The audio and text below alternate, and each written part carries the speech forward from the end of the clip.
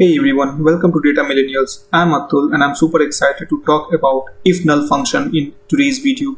So let's move ahead and explore about this IFNULL function. So this IFNULL function lets you return an alternative value if an expression is null.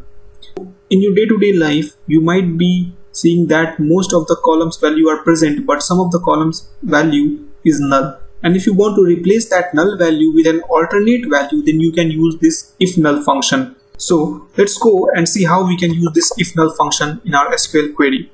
So I have this transaction data, and if I run this query, within this transaction data you can see that we have fees and late fees column. Some of the late fees columns are null here, and instead of showing null, what we can do is that we can put 0 here so that the other people can know that for this roll number in February there is no late fees.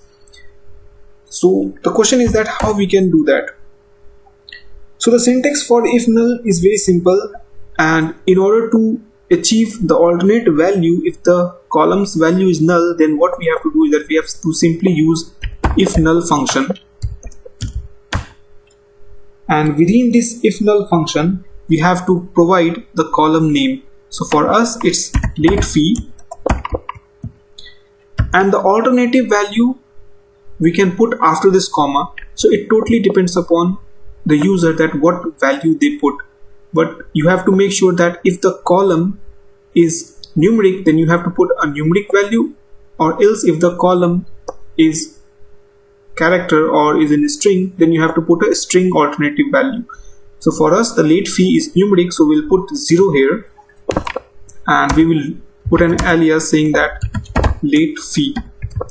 And now if I run this query, okay, let's put late fee underscore version 1.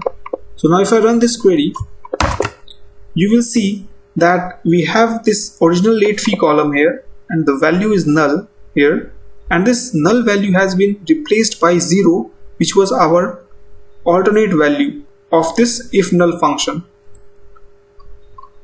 So this is how you can use this IFNULL function to return an alternate value if the expression is null in a table. If you want to learn more about SQL, you can click on the right hand side of this video, or if you're interested in Excel, you can click on the left hand side of this video. Happy learning and see you in the next video.